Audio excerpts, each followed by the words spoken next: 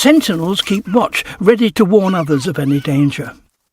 And at this time of year, there's a new generation to protect. This mother has 6 pups.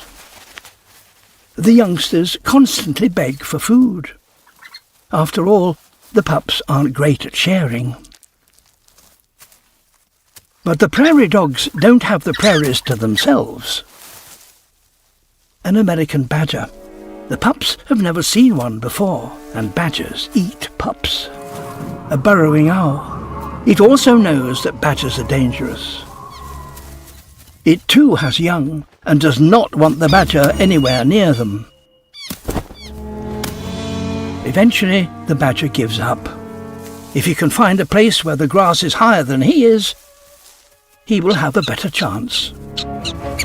The mother sounds the alarm. Adults know the danger all too well.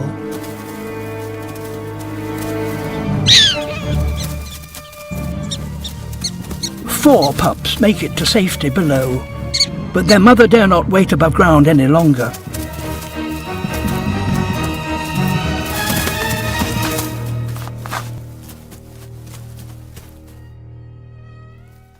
Half of all prairie dog pups don't survive to adulthood.